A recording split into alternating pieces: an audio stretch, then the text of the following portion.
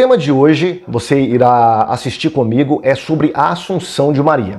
Eu quero tratar com você aqui sobre esse dogma católico. Na verdade, é o quarto dogma da Igreja Católica, promulgado por Pio XII em 1950, numa bula chamada Munificentissimus Deus. Tá? Antes de entrar propriamente no dogma ou trabalhar sobre essas questões aí, eu quero definir alguns termos com você. Tá? O que a Igreja Católica quis dizer com Assunção de Maria? É simples. Assunção de Maria significa que Maria ela foi ressuscitada ao terceiro dia, assim como Cristo foi, e foi assunta aos céus, tá? Então Maria, ela foi ressuscitada, o seu corpo não viu a corrupção, existe uma divergência entre os católicos se Maria morreu, se Maria não morreu, enfim. Tanto é que na bula, quando o Papa Pio XII vai proclamar que ela foi assunta aos céus, não fala que ela morreu ou não morreu. Por quê? Porque existe duas facções dentro do catolicismo, né, que acreditam na Assunção de Maria e que disputam essa questão se ela viu a morte ou não experimentou a morte antes da ressurreição, antes da sua assunção.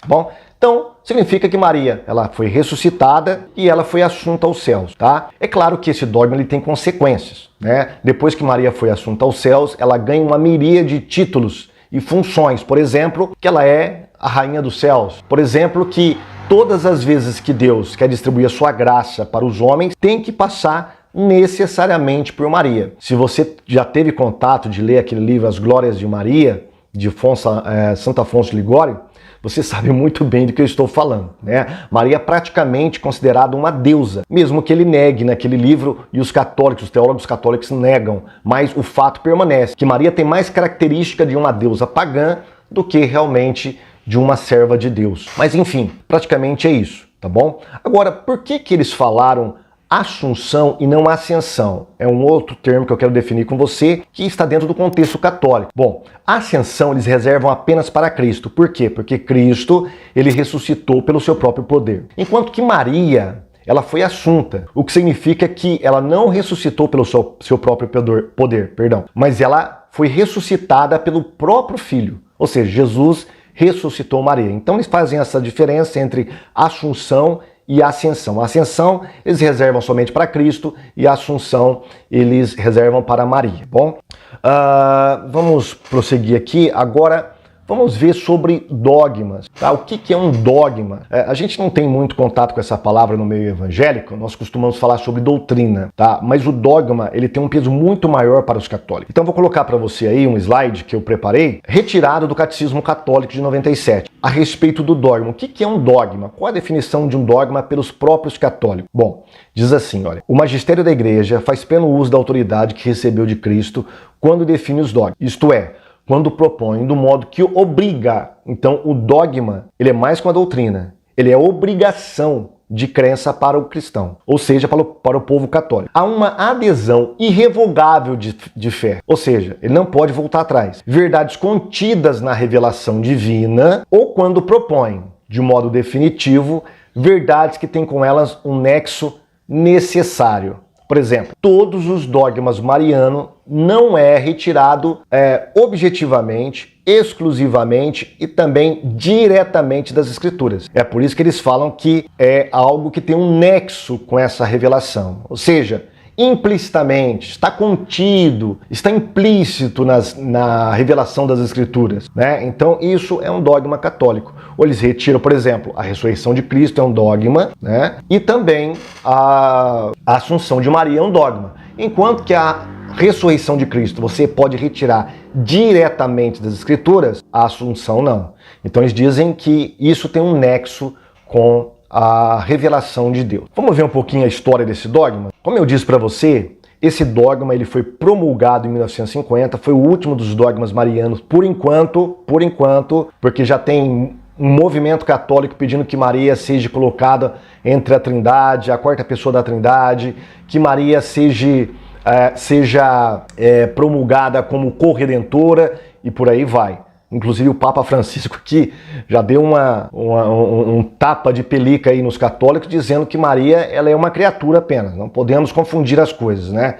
Então os católicos têm um problema grave, não só com o lado esquerdista do Papa Francisco, mas também de algumas posições doutrinárias ou de crenças que ele está tomando. Mas enfim, esse dogma foi proclamado pela Constituição Apostólica, Munificentíssimos Deus, tá? Uma Constituição Apostólica é um documento que tem força de lei dentro da Igreja Católica, tá bom? Também pode ser chamado de bula. Bula é um documento geral promulgado aí ou escrito pelo Papa para toda a Igreja Católica. Você pode também verificar no próprio site do Vaticano. Aqui eu estou colocando para você aqui essa bula em latim, está lá no site do Vaticano, mas você tem em inglês, em português, em língua portuguesa, que você pode acessar e você pode lê-la por completo.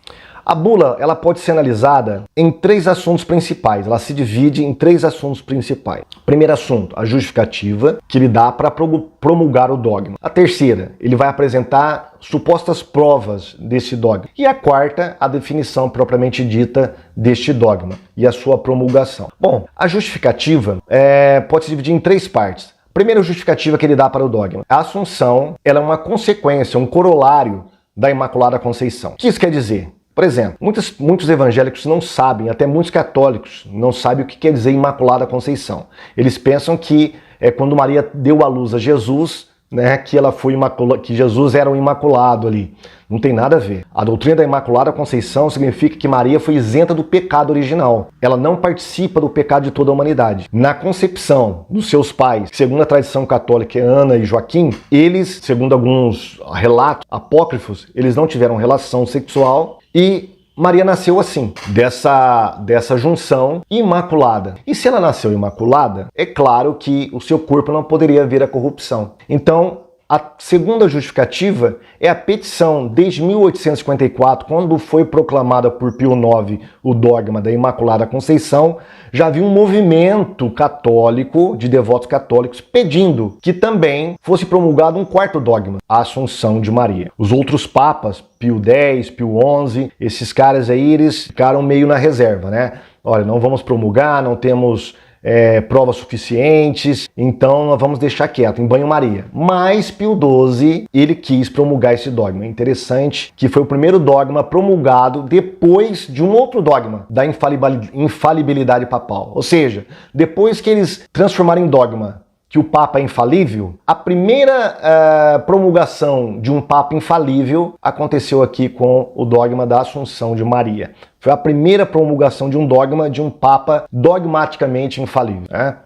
E por último aí, como justificativa, a concordância unânime do prelado. Então o Papa Pio XII consultou todo o prelado católico, bispos, arcebispos, cardeais, padres, teólogos, para ver se eles estavam em comum acordo de que pudesse promulgar o dogma da Assunção de Maria. Então 90% deles aí atestaram positivamente que deveria ser promulgado. Então, com isso, ele se achou justificado, né, com esses 3 temas aí, ele se achou justificado para prosseguir em frente e trabalhar na promulgação de um 4º dogma mariano. E também tem as provas. As provas podem ser divididas em históricas e bíblicas, tá? As provas históricas que a bula apresenta são crença antiga entre os fiéis católicos. Então o Papa vai dizer que a Assunção de Maria é uma crença antiga entre os fiéis católicos. Mas a minha pergunta é, quão antiga é essa crença, né? Como nós veremos aqui nas partes históricas. Segundo, essa crença já aparecia na liturgia e na devoção das igrejas antigas, tanto do Oriente quanto do Ocidente. Terceiro, os testemunhos dos santos padres, padres antigos do Oriente, do Ocidente, já falavam ali sobre uma suposta assunção ou ressurreição de Maria. E por último, o testemunho dos teólogos, tanto da escolástica quanto dos teólogos modernos que falam sobre essa crença na Assunção de Maria. Então, essas são as provas históricas apresentadas pelo Papa Pio XII. Agora vamos para a prova bíblica, ou a fundamentação escriturística, como está ali na bula. E você percebeu aí que existe um símbolo matemático. Esse símbolo você aprendeu desde o primário, que é o símbolo do vazio.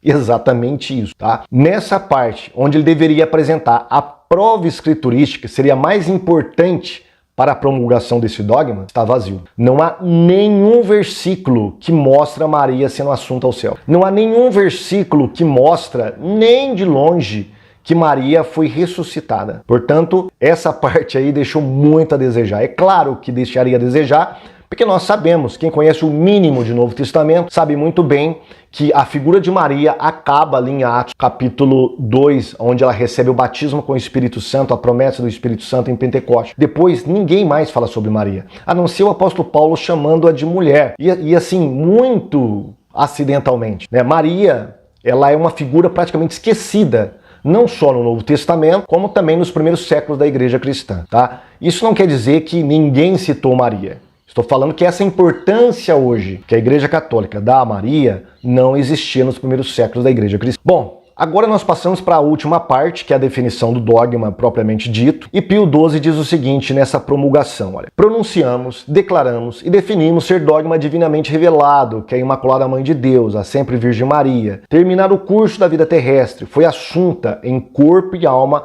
a glória celestial. Pelo que, se alguém, o que Deus não permita, ousar voluntariamente, agora preste atenção, a cor laranja, eu quero que você, eu estou chamando a sua atenção para você prestar atenção como que é importante isso. Que Deus não permita que alguém voluntariamente negar ou pôr em dúvida essa nossa definição, saiba que naufraga na fé divina. Ou seja, se alguém negar, como nós estamos negando, ou colocar pelo menos em dúvida, questionar, pera um pouquinho, não está na Bíblia isso, você já naufragou na fé divina. E católica, veja, não é só na fé católica. Muitos católicos falam, não, isso aqui é só para os católicos, mas não é não. Aqui ele está dizendo na fé divina e católica. Então todos estão incluídos, inclusive nós protestantes. Então quer dizer, para nós, apenas questionar esse dogma que não tem base alguma na palavra de Deus é naufragar na fé divina. A ninguém, pois, seja lícito. Olha aqui, olha os termos que ele usa, né? É de um autoritarismo assim aberrante. A ninguém, pois, seja lícito infringir esta nossa declaração, proclamação e definição, ou temerariamente opor-se-lhe e contrariá-la. Se alguém presumir em tentá-lo, saiba que incorre na indignação de Deus onipotente e dos bem-aventurados apóstolos Pedro e Paulo. Quer dizer, não bastou Deus. Até Pedro e Paulo foi colocado ali como para amaldiçoar aqueles que ousa pelo menos colocar em dúvida ou questionar um dogma que não tem base na história da igreja, como nós veremos, e não tem base, muito menos na Bíblia Sagrada. Essa última parte aqui, na verdade, é um anátema. É que desde o Concílio Vaticano II, eles têm suavizado essa palavra anátema. É uma questão de ecumenismo e tal, então eles têm dado um outro significado para esta palavra aqui. Tá? Anátema nos concílios antigos, nas declarações, por exemplo, de Trento e outras, elas têm um significado de perda da salvação, tá? Agora os católicos dão outro, hoje em dia eles dão outra versão, não, isso aí é apenas se afastar da igreja, né? É que está apartado da igreja, enfim, mas não é não, tá? Aqui ele diz naufragar na fé divina. O que é naufragar na fé divina? É perder a fé. E Paulo fala lá em Gálatas, se vocês negarem a fé, da graça decaíste, ou seja, perderam a salvação. Então isso é um anátema suavizado, bom? Então o católico, ele não pode nem ao menos pensar que isso aqui é questionável, senão ele já naufragou na fé e está incorrendo na indignação de Deus, na ira de Deus e também dos apóstolos Paulo e Pedro. Por que Paulo e Pedro? Porque, segundo a tradição católica, foram os fundadores da própria igreja em Roma, tá? Que é muito questionável, historicamente. Muito bem, vamos fazer agora uma análise de toda essa definição, de todo esse dogma aqui promulgado por Pio XII, tá? Eu propus 3 hipóteses aqui para ser testadas. Primeira hipótese, será que a crença na Assunção de Maria é tão antiga a ponto de remontar à época dos apóstolos? Porque você viu que uma das justificativas é que essa crença é muito antiga, remonta aos pais da igreja, a liturgia da igreja, enfim. Segundo, os documentos que aludem a essa crença, que fazem menção dessa crença, eles são confiáveis do ponto de vista histórico e ortodoxo? Porque, como nós veremos, essa crença ela tem uma origem. Ela não apareceu do nada assim. Apesar de não estar na Bíblia, ela aparece historicamente em uma fonte. E é dessa fonte que os católicos vão retirar essa crença. Essa fonte, ela é confiável do ponto de vista histórico e ortodoxo? E terceiro, a Bíblia ensina implícita e explicitamente o dogma da Assunção de Maria? Então quero colocar em prova, atestar com os documentos que eu separei aqui essas três hipóteses. Eu separei aqui vários documentos de historiadores, teólogos católicos, de documentos católicos. E a maioria deles, 99%, não são de pena de protestantes. Porque com certeza os católicos, os apologistas católicos iriam me contestar. Não, mas isso aí quem está dizendo são teólogos protestantes, são historiadores protestantes. Então estou usando aqui 99% de documentos da própria Igreja Católica. Bom, vamos lá. Então, o que diz a Enciclopédia Católica sobre este assunto? Será que a crença na Assunção de Maria é tão antiga a ponto de remontar à época dos apóstolos, dos pais apostólicos, dos apologistas dos primeiros séculos? Vamos ver então o que diz a nova Enciclopédia Católica. Diz assim, olha: quanto ao dia, ano e forma da morte de Nossa Senhora, nada se sabe ao certo. Bom, isso aí já começa a ser um impacto, né? Porque segundo a crença católica, era para ter vestígios na história da igreja, era para ter vestígios na Bíblia Sagrada. Mas a nova Enciclopédia Católica diz que quanto ao dia, ano e forma da morte de Maria, nada se sabe ao certo. A referência literária mais antiga conhecida da Assunção é encontrada na obra grega Obito Dominae. A fé católica, porém, sempre derivou o nosso conhecimento do mistério da tradição apostólica. Epifânio reconheceu que não sabia nada definitivo sobre isso. As datas atribuídas variam entre 3 e 15 anos após a morte, após a ascensão de Cristo. Duas cidades afirmam-se o local de sua partida: Jerusalém e Éfeso. Os primeiros 6 séculos, preste atenção nisso, os primeiros 6 séculos não conheciam o túmulo de Maria em Jerusalém. Então veja bem, é assim, o conhecimento sobre a morte de Maria, ressurreição de Maria e, é claro, a sua consequente assunção aos céus é desconhecido nos primeiros 6 séculos da igreja. E não sou eu que estou falando, é o próprio documento católico que está falando. Tá? E ele diz mais ainda: a crença na assunção corpórea de Maria baseia-se no tratado apócrifo Obito Dominae, que leva o nome de São João, mas que pertence ao século IV ou V. Veja bem, esse documento nasce do século IV ou V, tá? Então é muito longe da época apostólica, é muito longe dos primeiros pais da igreja.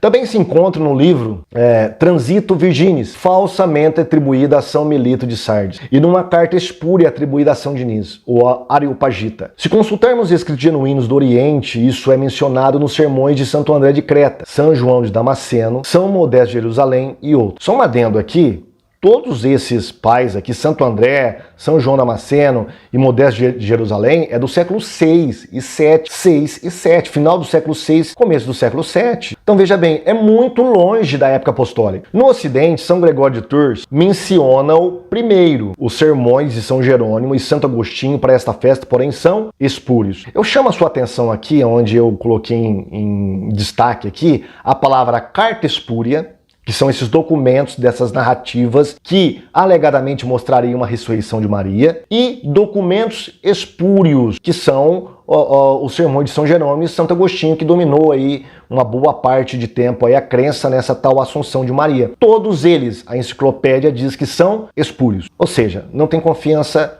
nenhuma, não tem confiabilidade nenhuma a estes documentos. E isso é a própria enciclopédia que está dizendo. Um outro escritor católico, um erudito católico, no livro Maria no Pensamento Patrístico Ocidental, de Carroll, que é um outro estudioso de Mariologia, dentro desse documento, o senhor Walter Burhard, que é um padre, um erudito católico, ele vai falar sobre os documentos dos transitos mariais. Ele diz assim, ó: o relato do Pseudo-Melito, como de resto a literatura do transito, é reconhecidamente sem valor como história, como relato histórico da morte de Maria e da assunção corpórea. Veja bem, não tem valor histórico. E isso não sou eu, é o padre que está falando. É um historiador católico, é um erudito católico que está falando. Tá? Eles não têm valor histórico algum. E ele continua: sob esse aspecto, o historiador está justificado em rejeitá-la com uma versão crítica. Então veja bem, é claro que nós não esperaríamos encontrar a Assunção de Maria na Bíblia Sagrada. Agora, o Papa Pio XII alega a história, mas os próprios prelados católicos, os teólogos, historiadores católicos, é que estão dizendo que esses relatos, essas histórias, de onde vem a fonte principal da Assunção de Maria, não tem valor histórico nenhum. E eu quero chamar a sua atenção para essa questão de valor histórico, porque o cristianismo ortodoxo verdadeiro, ele não está desassociado da história. O cristianismo verdadeiro, ele faz parte da história, ele está relacionado à história. Por exemplo, o Jesus da fé e o Jesus histórico não podem ser desassociados, como queriam fazer Bultmann e outros. O Jesus histórico e o Jesus da fé para a igreja cristã e ortodoxa, eles são um só. E os documentos que atestam a ressurreição de Cristo, que é o pilar do cristianismo, eles são claramente históricos. Não tem como você falar que um documento, por exemplo, o Novo Testamento, não é uma fonte confiável da historicidade da ressurreição. Mas enfim, esse é o primeiro testemunho negativo, né, das fontes principais ou da fonte principal que trata sobre a Assunção de Maria. O primeiro documento, porque existem várias narrativas sobre essa Assunção, essa ressurreição corpórea de Maria. Várias narrativas. Todas elas foram surgindo juntas ali no final do século IV, V, VI. Tá? Sempre final do século IV, V ou VI. Mas a primeira delas é uma fonte, uma narrativa chamada Liber Requiem Mariae. É a primeira e mais antiga fonte da crença na ressurreição e assunção de Maria. Agora, veja bem, olha o que esse historiador aqui, Stephen Shoemaker, é um mariologista que trabalha com as doutrinas marianas através da igreja primitiva. Ele fala no seu livro sobre a crença e devoção da igreja em Maria. Ele fala neste livro sobre essa questão dos documentos, ou propriamente deste documento que acabamos de falar aqui. Olha o que ele diz. No entanto, o texto também é surpreendentemente heterodoxo. Qual? Esse Liber Requiem Mariae, a primeira fonte que fala sobre essa tal ressurreição, assunção de Maria. É heterodoxo, ou seja, não tem nada a ver com a doutrina correta. Jesus é identificado como uma manifestação do grande querubim de luz, por exemplo. E o texto está repleto de conceitos e vocabulário que ficaria mais à vontade em um texto cristão gnóstico. Então veja bem, a primeira fonte em que os católicos recorrem para falar sobre essa assunção, o que aparece falando sobre essa tal ressurreição ou assunção de Maria, essa narrativa, vem de um texto gnóstico. É claro que outros historiadores católicos vão dizer que não, essa primeira narrativa ela não tem nada a ver com o gnosticismo, e sim com cristãos não calcedônios, ou seja, aqueles que não aceitaram o concílio de Calcedônia, os tratados de Calcedônia, ou seja, eram irmãos separados, ou na melhor das hipóteses, aí, ou eram hereges, ou na melhor das hipóteses, aí, cristãos separados. Esses que produziram, que parece ter produzido esse documento. Mas um dos principais historiadores e pesquisadores deste tema hoje é o Stephen. E ele diz claramente que, na sua concepção, esses documentos são gnósticos. Por quê? O próprio teor desse documento já fala sobre um conhecimento secreto que foi passado para Maria. Fala de Jesus como o grande querubim de luz. E toda nomenclaturas advindas do gnosticismo. Então isso aí não pode ser cristão. Então a primeira fonte da assunção, da ressurreição, ou como queiram os católicos, da ressurreição e assunção, vem de fontes não cristãs. E aí, depois que surgiu esse documento gnóstico, outros documentos com uma roupagem mais cristã foram depurando este documento da sua linguagem mais gnóstica. Então, por exemplo, quando fala sobre Jesus como querubim de luz, esses outros documentos, por exemplo, Transitus Mariae do Pseudo Melito, do Pseudo João, eles falam sobre um querubim que é diferente de Jesus. Tá? Então, eles vão depurando todo aquele linguajar gnóstico e traduzindo um linguajar mais cristão. Mas veja bem, a fonte sempre é o gnosticismo. Tá? A ideia sempre é da origem gnóstica. Não adianta você colocar uma roupagem cristã.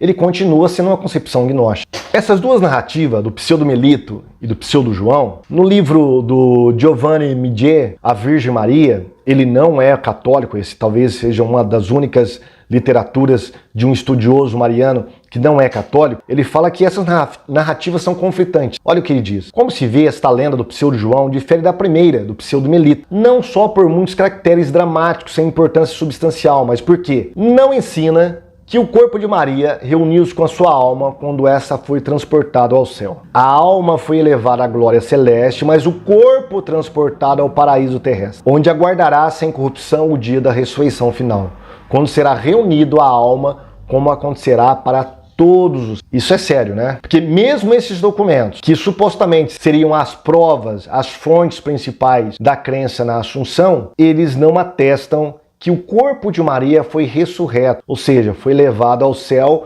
com seu espírito, ou com sua alma, e foi ressuscitado e ascendido ao céu, ou assunta ao céu. Ele diz que o corpo, a alma de Maria realmente subiu aos céus, porém, o seu corpo aguarda no paraíso a ressurreição ainda. Então esse é um grande problema, né? Existe um conflito muito grande, não só nessas partes, mas em outras também, dessas narrativas que apareceram para falar sobre a suposta ressurreição de Maria.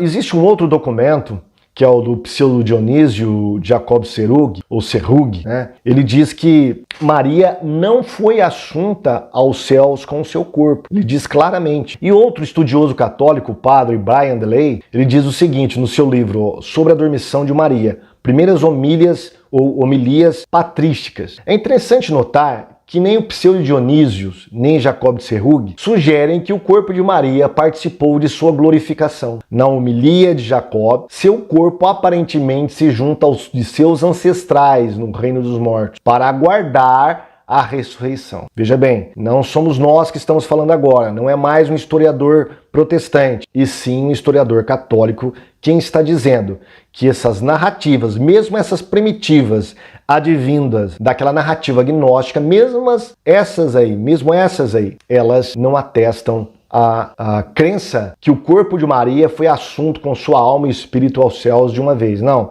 Ele aguarda a ressurreição. Tá? Então, isso aí é um ponto negativo, né? Para as justificativas ou provas da própria bula do Papa Pio XII.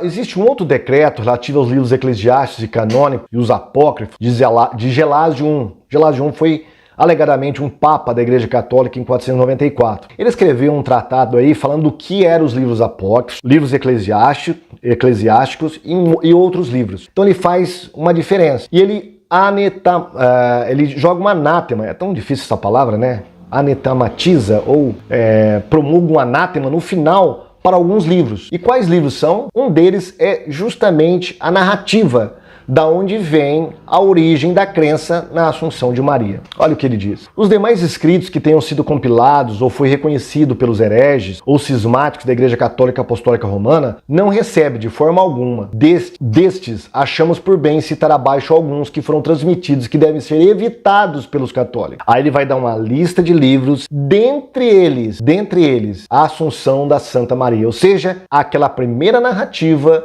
que Stephen fala que era gnóstica. Então Gelásio I, ele mesmo promulga uma maldição sobre esses livros e para quem os lê também, né? Isso que é interessante, porque os católicos vão retirar dali a sua crença na Assunção de Maria. Historicamente falando, eles vão retirar dali. Mesmo que o padre Walter, lá atrás, quando nós lemos, ele fala que não tem valor histórico algum. Por que não tem valor histórico? Claro, é um escrito gnóstico, saiu da cabeça dos gnósticos. É uma doutrina gnóstica essa. Mas os católicos, com o passar do tempo, foi colocando uma roupagem cristã. E hoje, né, ou seja, em 1950, Pio XII chegou a proclamar como um dogma que é obrigado a todo católico acreditar, mesmo que vá contra a sua consciência e o seu conhecimento bíblico. E ele continua, olha, reconhecemos que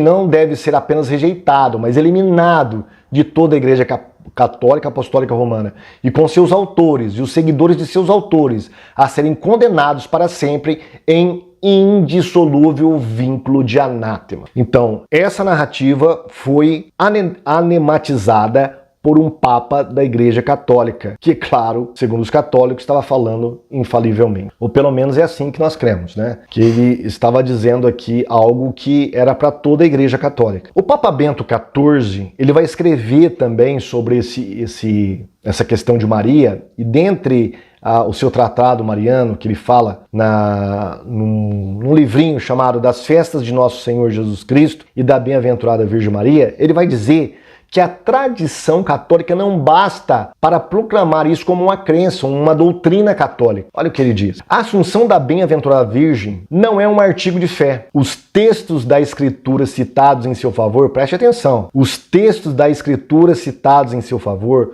podem ser interpretados de outro modo, e a tradição não basta para elevar essa doutrina ao grau de artigo de fé. Mas se não é um artigo de fé, mas somente uma opinião, será talvez permitido aceitá-la ou desprezá-la, defendê-la ou atacá-la? Certamente não.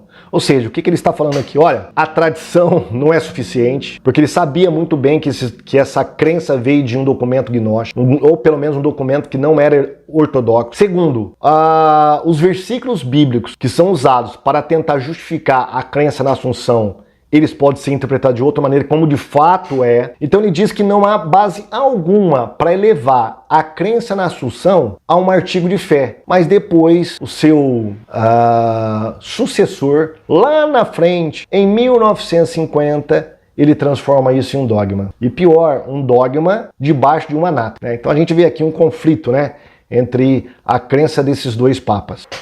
Um outro teólogo respeitado dentro da Igreja Católica, eu não sei, me perdoe se eu estiver falando o nome dele errado, Outlugdin, ele diz assim, olha, no livro Fundamentos da Fé Católica, dos dogmas católicos, a ideia da Assunção corporal de Maria é expressa pela primeira vez em certas narrativas da Assunção do século V e VI. Embora sejam apócrifos, eles dão testemunho da fé da geração em que foram escritos, apesar de sua roupagem lendária. Veja bem, vamos analisar o que o Ott está acabando de falar. É o Ott ou Otto, uma coisa assim, agora não me recordo muito bem a pronúncia do nome dele. Ele diz, primeiro, que são escritos lendários, ou seja, são apócrifos. A aparição desses escritos é tardia, é do século V e VI, mas ele diz que refletiam a fé dos contemporâneos, dos cristãos contemporâneos. Ora, veja bem, se o escrito é lendário, é apócrifo, é tardio, é do século V e VI, 500, 600 anos depois da época dos apóstolos, mas mesmo assim, sendo apócrifo, sendo lendário e tardio, refletia a fé dos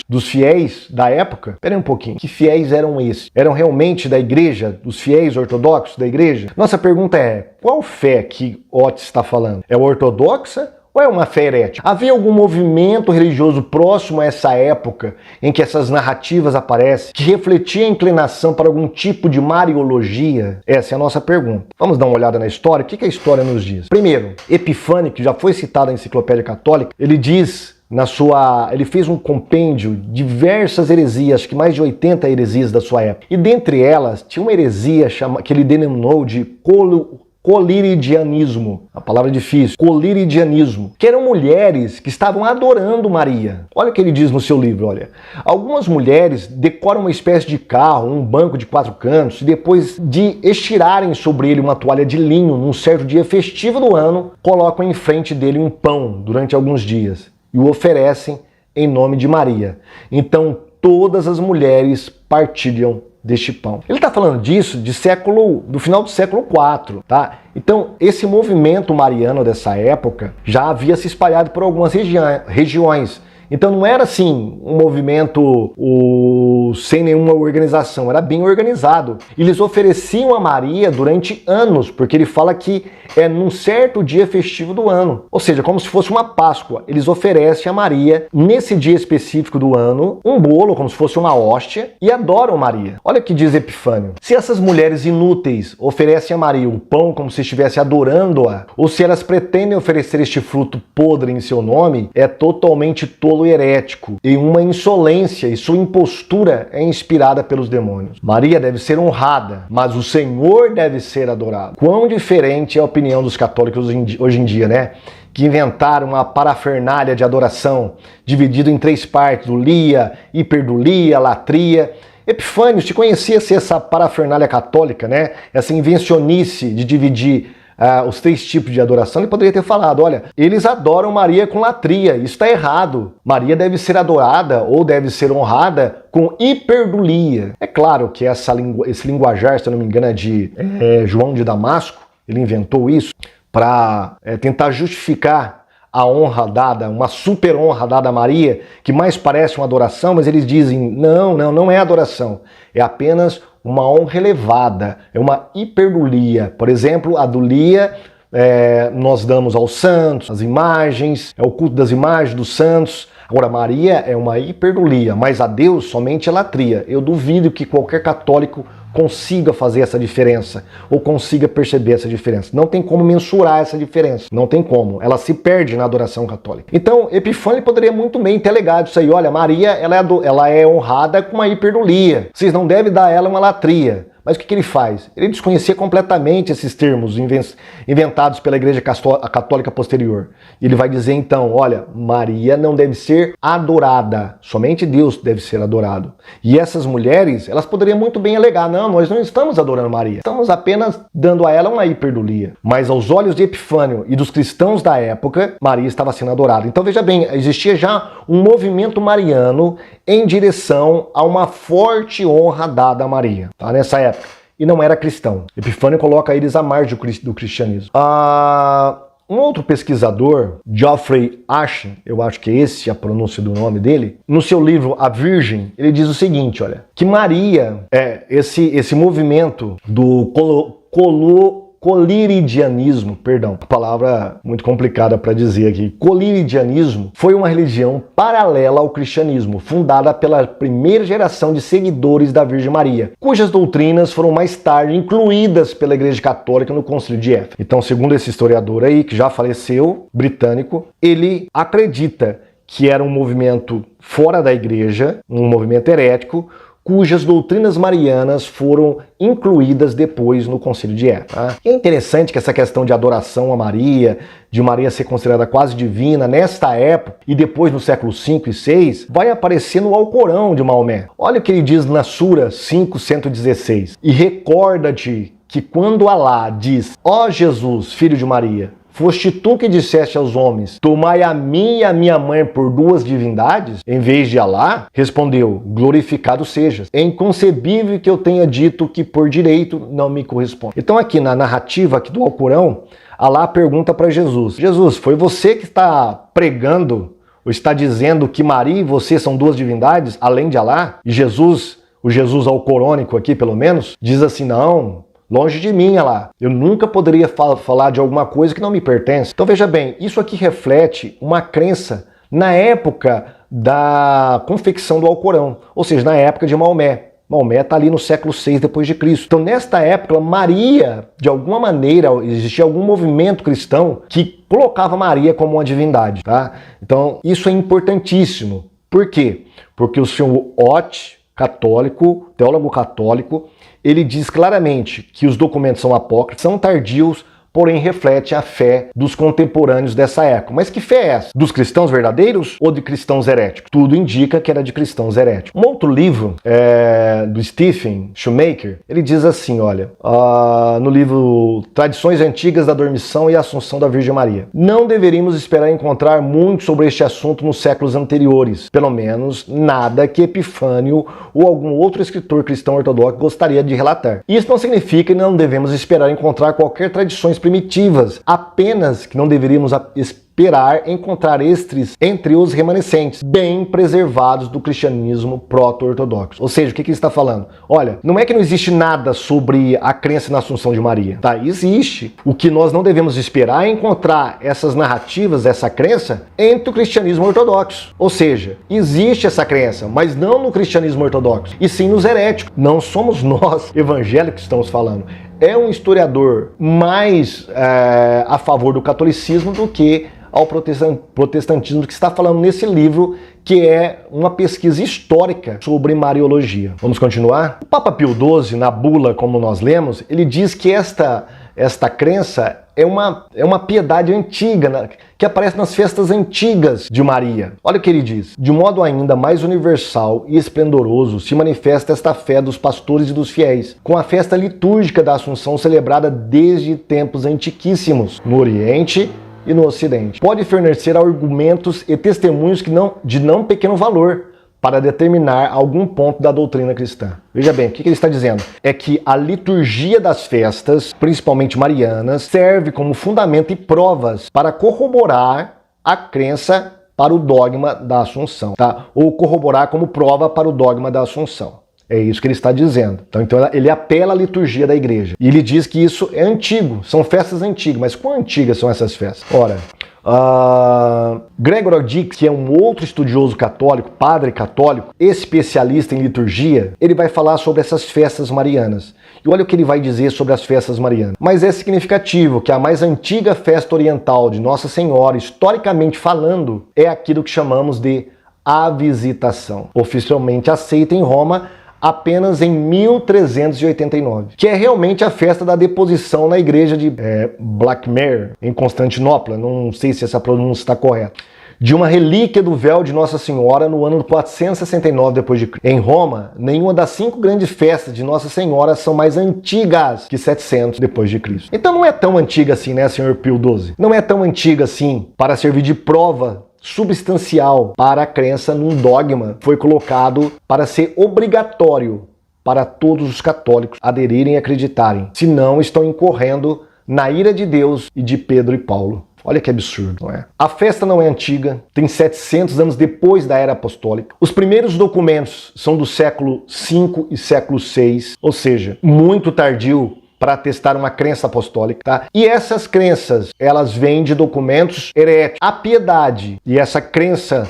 na divindade de Maria ou nas doutrinas marianas, nós temos bases históricas para dizer que vem de grupos heréticos, como nós vimos aqui em Epifânio, como nós vimos exemplos aqui no Alcorão e de outros historiadores. Então vamos fazer um resumo na parte histórica aqui. A principal fonte para a crença na Assunção é uma narrativa. Primeiro, que narrativa é essa? Como nós vimos, é uma narrativa de origem apócrifa. A origem tem fonte apócrifa, não é cristã. Possui elementos heterodoxos, como nós vimos, gnóstico. É um documento tardio do século V ou VI. Mesmo suas depurações cristãs, os transitos, não falam da assunção do corpo de Maria ao céu. Não tem valor histórico. Foi condenada pelo Papa Gelásio. Foi desacreditada pelo Papa Bento XIV. E a primeira festa de uma assunção é a partir do século VII. Então, veja bem, nós temos todas as razões do mundo para rejeitar as provas e as justificativas dadas na bula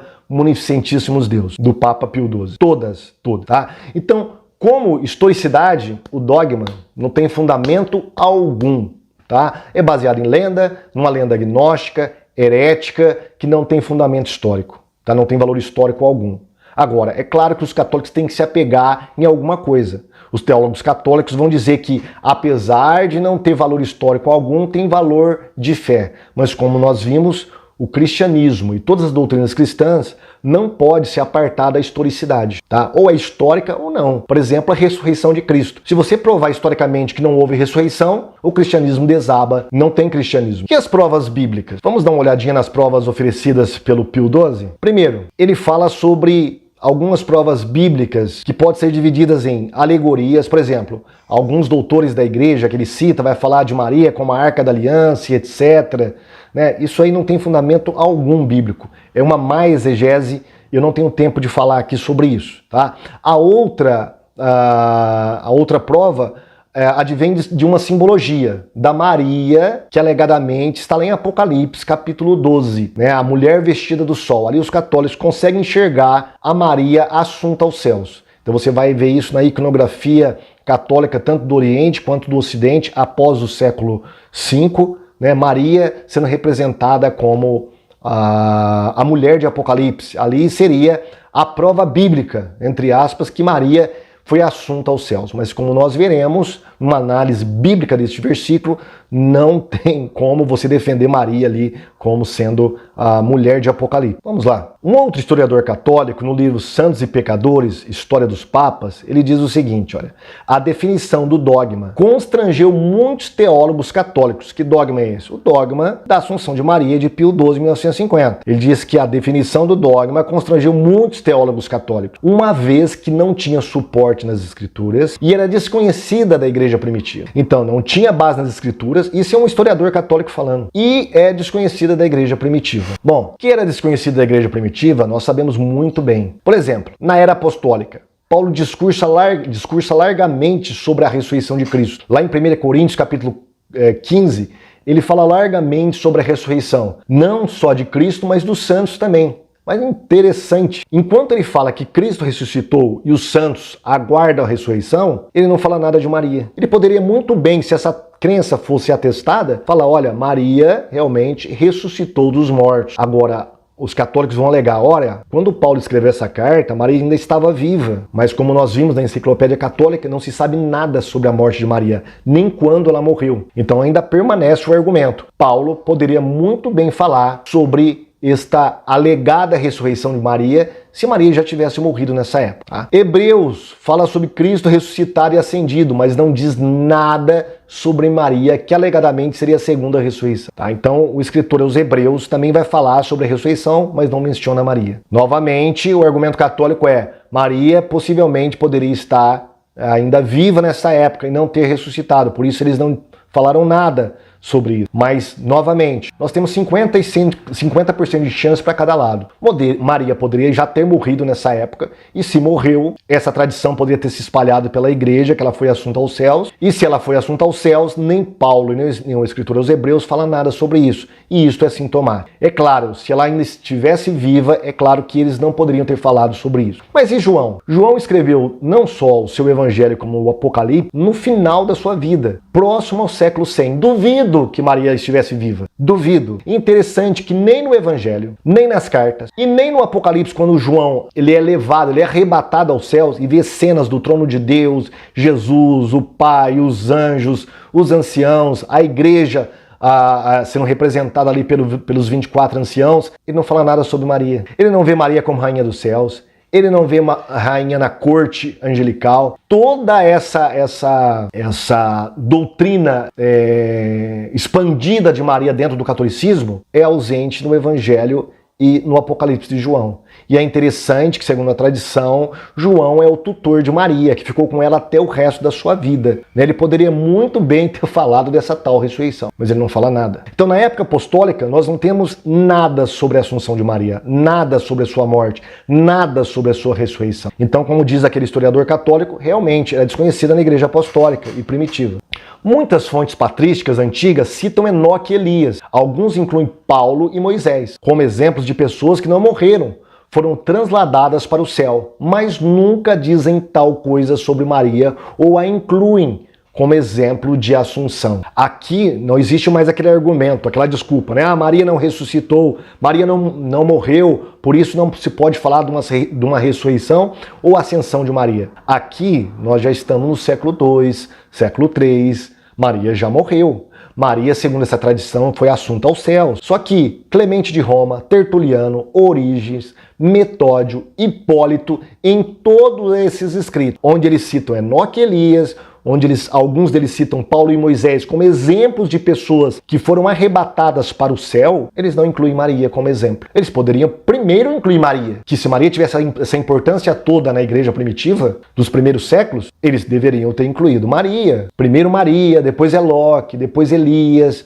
ou tudo. Beleza, vamos fazer uma concessão aqui, que eles poderiam estar fazendo uma menção cronológica. Então vamos falar sobre Enoque, depois Elias, e aí eles deveriam ter falado sobre Maria, mas eles não mencionam Maria. Vamos ver mais alguns aqui. Assim, acabou aqui, tá? Eu poderia ficar citando vários autores aqui que não mencionam Maria quando vão dar o exemplo de um arrebatamento para o céu. Eles poderiam muito bem ter dado este exemplo, que seria uma tradição firmada, forte, sólida na igreja primitiva, de uma ressurreição e assunção de Maria, mas eles não fazem isso. E o que dizer de Apocalipse capítulo 12? Da base para acreditar que Maria é a mulher de Apocalipse, os apologistas católicos acreditam que sim. Mas vamos ver o que alguns documentos católicos falam sobre isso. Por exemplo, a Bíblia Católica, em Apocalipse 12, versículo 1 e 2, vai dizer o seguinte: apareceu em seguida um grande sinal no céu, uma mulher revestida do sol, a lua debaixo dos seus pés e na cabeça uma coroa de 12 estrelas. Estava grávida e gritava de dor e sentindo as angústias de dar à luz. Ela deu à luz um filho, um menino, aquele que deve reger todas as nações pagãs com cetro de ferro, mas seu filho foi arrebatado para junto de Deus e do seu trono. Essa é a narrativa que está lá em Apocalipse. Tá? Estou lendo aqui uma versão católica, para vocês não dizerem que estou deturpando com uma versão protestante. Algumas perguntas devem ser feitas. Primeiro, quem se encaixa melhor no simbolismo da lua e das estrelas? É Maria ou é, por exemplo, a nação de Israel?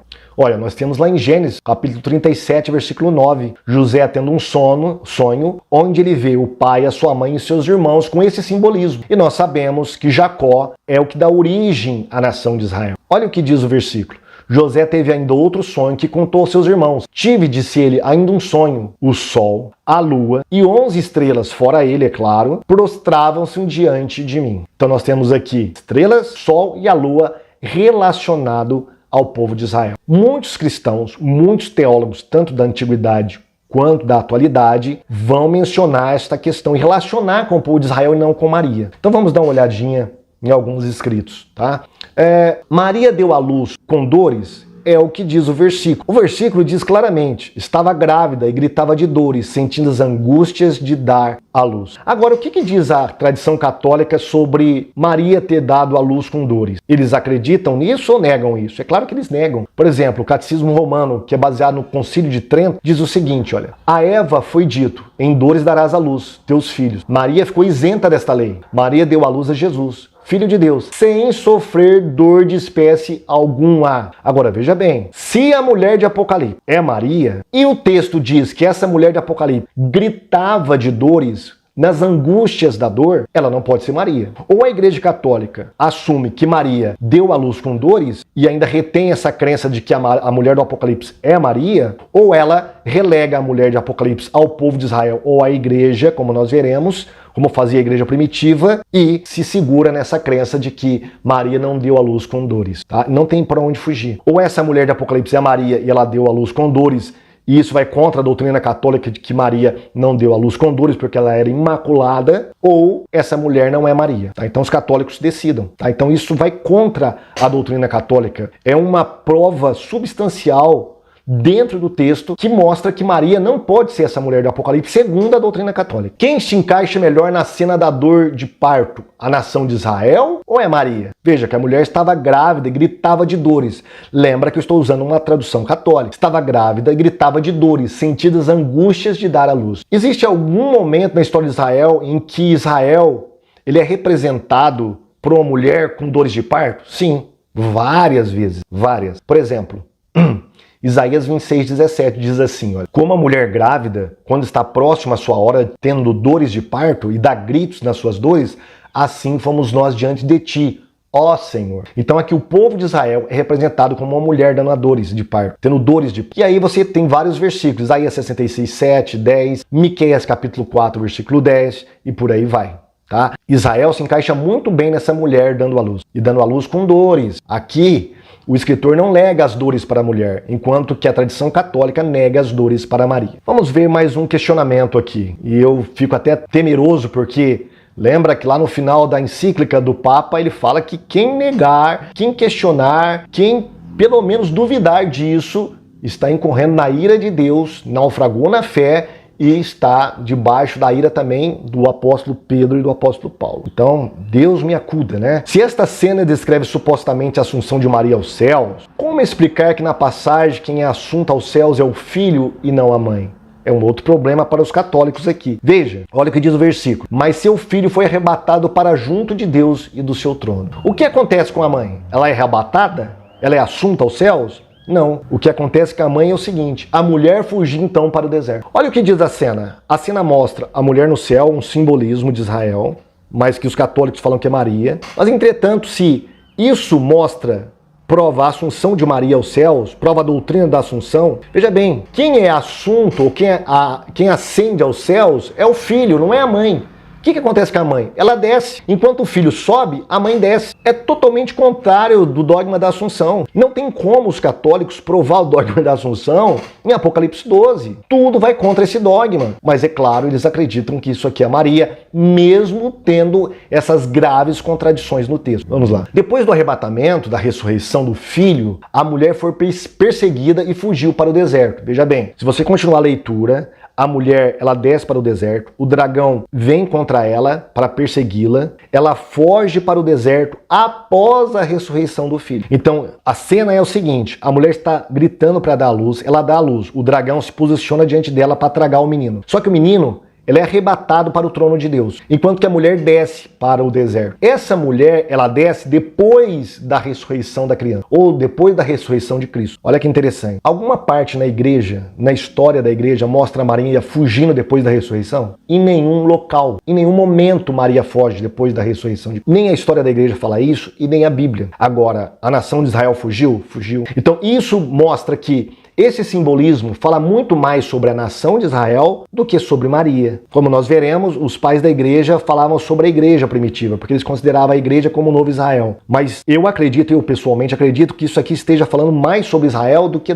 do que a igreja, porque a Bíblia nunca confunde Israel com a igreja. Vamos prosseguir aqui. A mulher tinha outros filhos. Maria teve outros filhos segundo a tradição católica? Não, de modo algum. Olha o que diz. Este então se irritou contra a mulher e foi fazer guerra ao resto da sua descendência, aos que guardam os mandamentos de Deus e têm o testemunho de Jesus. Então veja bem, segundo o texto, a mulher tinha outros filhos. Maria, segundo a tradição, não teve outros filhos. Ela foi sempre virgem. Então veja bem, tudo isso aqui vai contra a tradição, a crença católica de que Maria é representada em Apocalipse capítulo 12 e isto mostraria de alguma maneira, e seria prova bíblica, da assunção de Maria. Mais uma. Com exceção de Jezabel, isso aqui é importante, né? Com exceção de Jezabel, todas as outras vezes que aparece a figura de uma mulher em Apocalipse, trata-se de uma figura corporativa e não de um indivíduo ou de um ser individual, tá? Isso é importante você destacar. Todas as vezes que aparece a figura de uma mulher, com exceção de Jezabel, essa mulher simboliza uma comunidade ou uma figura corporativa, tá?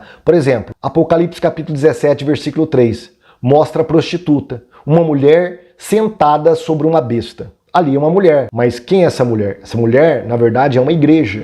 É uma religião, uma super religião, que irá perseguir os santos do Altíssimo. Está sentada ali, tem o seu trono sobre 7 colinas e por aí vai. Alguns falam que é a igreja católica. Eu, pessoalmente, não tenho essa interpretação, né? Uma outra mulher que vai aparecer também no final de Apocalipse é a mulher do Cordeiro, a Jerusalém Celestial. Novamente, está falando ali agora sim da igreja. É representada como uma mulher. Enquanto que a prostituta, a falsa religião, é apresentada como uma mulher também. E ali em Apocalipse capítulo 12, a nação de Israel é apresentada como uma mulher. Então, depois das cartas às igrejas, nenhuma mulher que aparece no Apocalipse é uma mulher individual, e sim uma figura corporativa. Mais uma prova de que ali não pode ser Maria, e sim uma outra figura que, é claro, como eu acredito, através dos textos bíblicos e do ensino apostólico ou pós-apostólico, que ali fala da nação de Israel ou da igreja como a figura de um novo Israel.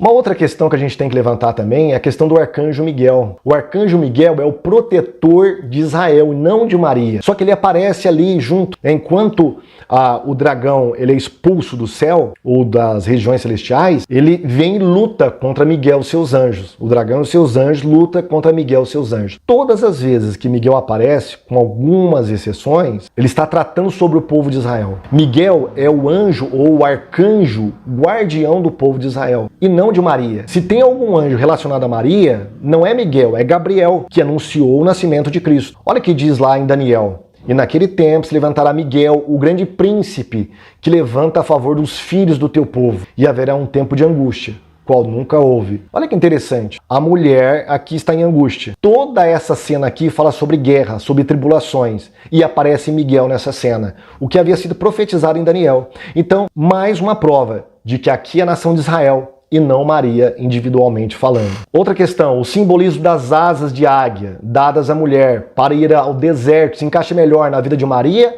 ou na história de Israel? Em nenhum lugar, nem no Novo Testamento, nem na história da igreja, pelo menos antes do século V e século VI, você vai encontrar alguém falando sobre Maria com asas. Nunca.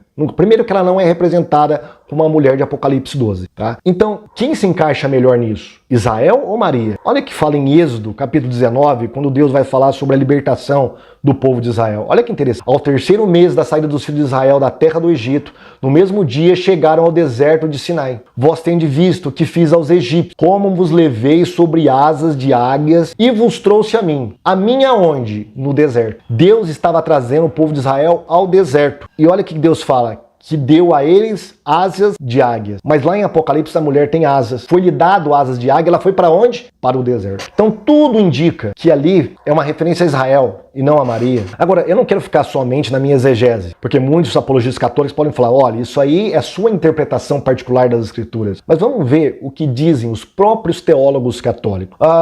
O dicionário bíblico Mackenzie, que é um dicionário católico, é um biblista católico, olha o que ele vai falar sobre a interpretação do capítulo 12 da mulher vestida do sol. Já o problema da identidade da mulher de Apocalipse 12 está na eventual identificação dessa mulher com Maria. Com base no texto, não se pode afirmar que tal identificação tenha sido pretendida pelo autor. A mulher em questão é, sem dúvida, uma segunda Eva, mas parece que o autor não sabia que esse título tivesse sido dado a Maria. A mulher também é a mãe do Messias, que se deve identificar com o filho, mas é difícil ver como suas aventuras podem se referir a Maria. Entretanto, elas ficam explicadas se a mulher é identificada com o povo de Deus, que dá vida tanto ao Messias como ao novo povo de Deus. As duas realidades não podem ser distinguidas perfeitamente.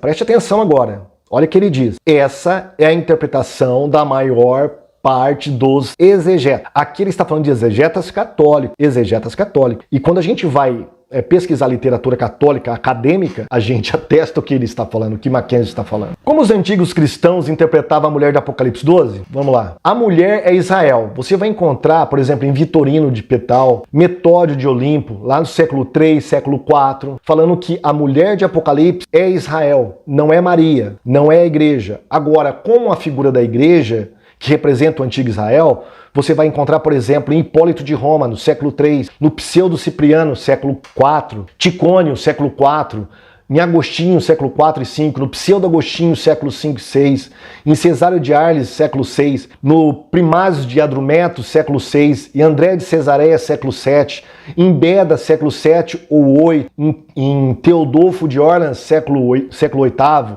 em Rábano Mauro, século VIII, Ruperto Tutienses, século IX, Nicolau de Lira, século VIII. Nicolau de Lira era um judeu convertido ao catolicismo, isso é um dos grandes exegetas dentro do catolicismo, rejeitou os livros apócrifos também. Olha que interessante, século XIII ele vai falar ainda que a mulher é a igreja, não é Maria. Isso são os intérpretes católicos ou da teologia primitiva que falaram sobre Maria. É claro, tiveram outros, depois do século VI, começaram a interpretar Maria como a mulher do Apocalipse. Mas se você vê um tanto de exegeta falando que Maria, que a mulher de Apocalipse não é Maria, e sim, ou é a igreja, ou é o próprio povo de Israel. Agora, e os modernos estudiosos católicos? Como que eles interpretam a mulher de Apocalipse 12? Vamos ver. Por exemplo, a Enciclopédia Católica diz o seguinte a respeito do tópico A Bem-aventurada Virgem Maria. O cardeal Newman considera duas dificuldades contra a interpretação anterior da visão da mulher e da criança. Primeiro, diz que ela é mal apoiada pelos padres, ou seja, mal apoiada pelos padres. Como nós vimos,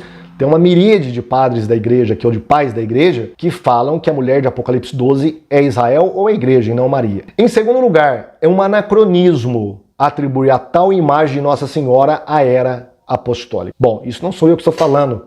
É um convertido para o catolicismo, cardeal Newman, se tornou um apologista católico, muito badalado, um dos apologistas católicos, falando, e é citado pela Enciclopédia Católica, dizendo que não se pode provar a mulher de Apocalipse 12 como Maria. Por exemplo, nesse outro livro aqui, a Revelation, desse teólogo católico, ele diz o seguinte: a mulher é a igreja. Para João, a igreja aparece como uma mulher grávida do Messias, uma mulher que se tornará esposa do Cordeiro. Agora aqui ela está protegida do desígnio maligno do dragão. Jesus havia falado a Pedro sobre minha igreja. Então aqui a mulher de Apocalipse é a igreja, para esse atual exegeta católico. A Nova Bíblia Americana, nas notas de rodapé dela, que você pode encontrar no site do Vaticano, essa Bíblia também online, ela vai dizer assim nas notas de rodapé sobre Apocalipse 12. A mulher adornada com o sol, a lua e as estrelas, imagens retiradas de Gênesis 37, olha que interessante, simboliza o povo de Deus no Antigo e no Novo Testamento. O antigo Israel deu à luz o Messias, Apocalipse 12, 5. E então se tornou o novo Israel, a igreja que sofre perseguição do dragão. Novamente, a Bíblia católica atual, uma versão atual, católica,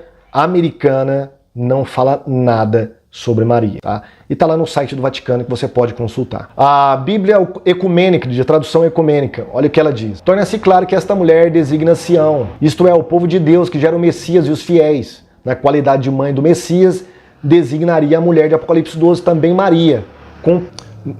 Na qualidade de mãe do Messias, designaria a mulher de Apocalipse 12 também Maria como pensaram numerosos padres e toda uma tradição litúrgica e iconográfica, muitos exegetas contemporâneos hesitam em propor esta identificação, mesmo a título secundário. Outros, porém, pensam que o autor tem aludido a Maria enquanto figura da igreja. Assim, a mulher povo de Deus escapa da investida da potência do mal e vive no deserto, amparada somente pela providência do seu Senhor. Então veja bem, apesar dele aludir muito secundariamente, mas muito mesmo secundariamente, por uma questão de tradição católica, a Maria, aqui em Apocalipse 12, ele deixa bem claro que o peso maior, 99%, é de que a figura representa não Maria, mas sim representa o povo de Deus, ou Israel, ou a igreja. Por exemplo, uma outra Bíblia, a Missão da Conferência dos Bispos Católicos dos Estados Unidos, também tem uma versão online dela, onde eu peguei esse trecho aqui de Apocalipse 12, diz assim, ó: a mulher adornada com o sol, a lua e as estrelas, e mais retiradas de Apocalipse 37,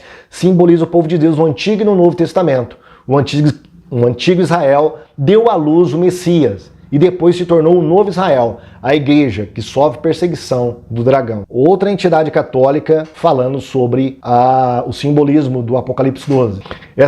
Esse outro comentário católico aqui, em Apocalipse 12, versículo 1, olha o que ele diz: por esta mulher, os intérpretes comumente entendem a igreja de Cristo, brilhando com a luz da fé sobre a proteção do sol da justiça, Jesus Cristo. O novo comentário bíblico São Jerônimo, que é um comentário católico, olha o que ele diz, comentando Apocalipse 12. Na fonte, a mulher personificava Israel, cujas dores de parto simbolizam as aflições escatológicas que precedem o aparecimento do Messias. Na forma atual do capítulo 12, a mulher é o Israel celestial, a esposa de Deus.